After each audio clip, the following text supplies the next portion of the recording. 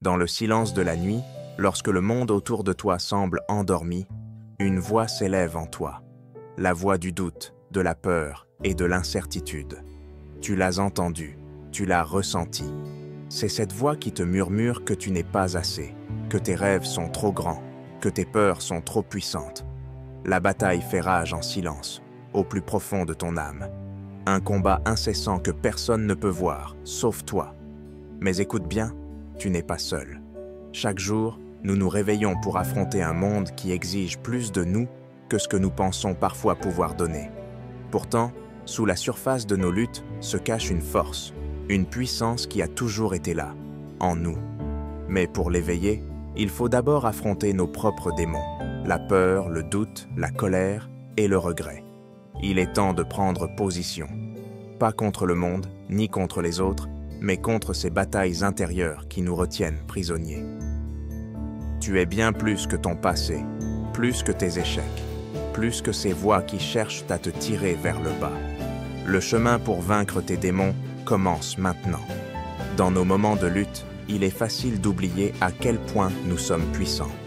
On se laisse submerger par le poids des circonstances, par les exigences du monde, par les peurs qui nous assaillent. Mais au fond de nous réside une force qui n'a jamais cessé d'exister. Le défi n'est pas de la découvrir, mais de l'accepter et de l'embrasser. Quand la vie nous met à terre, on se demande « Comment continuer ? Que me reste-t-il à donner ?» Mais écoute-moi bien, en toi se cache une force inébranlable, une force que personne ne peut t'enlever. Peut-être est-elle enfouie sous des couches de doute et de peur, mais elle est là. Elle attend que tu la reconnaisses, que tu y crois, que tu la laisses s'éveiller. Ce n'est pas une force issue du pouvoir ou de la richesse. Ce n'est pas une question d'être invincible ou infaillible.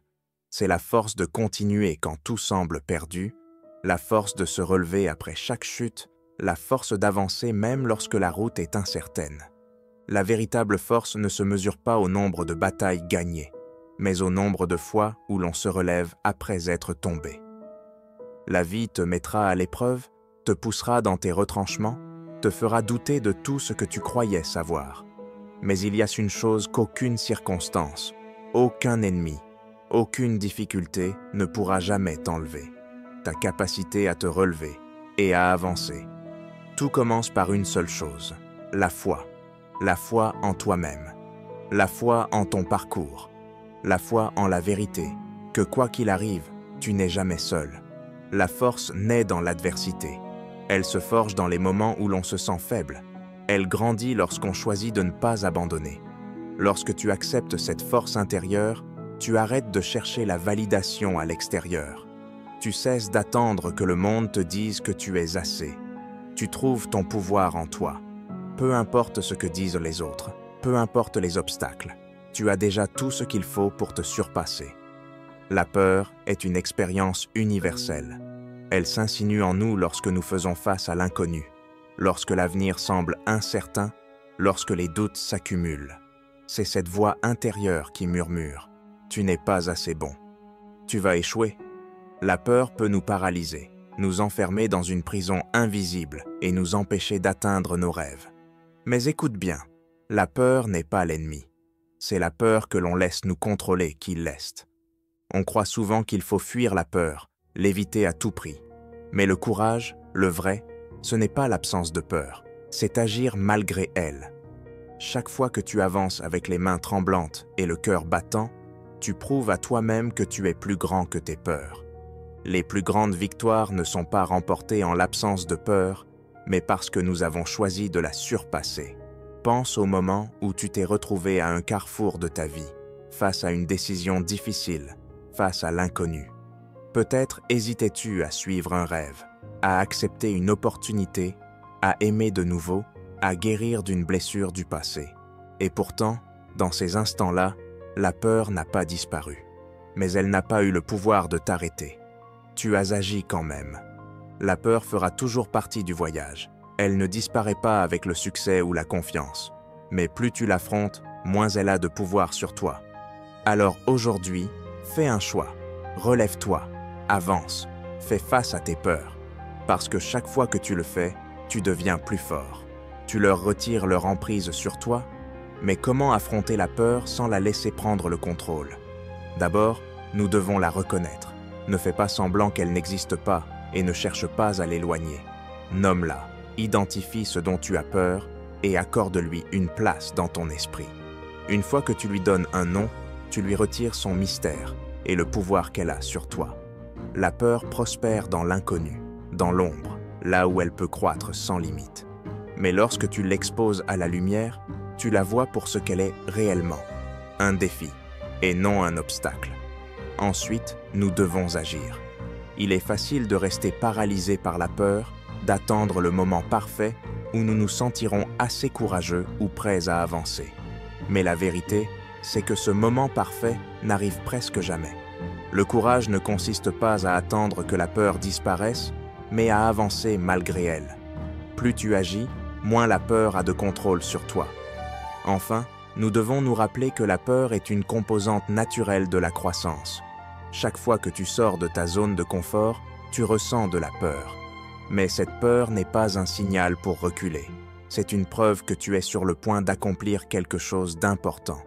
C'est dans ces moments de peur que la croissance se produit, que la transformation a lieu. La peur n'est qu'une porte vers ton potentiel.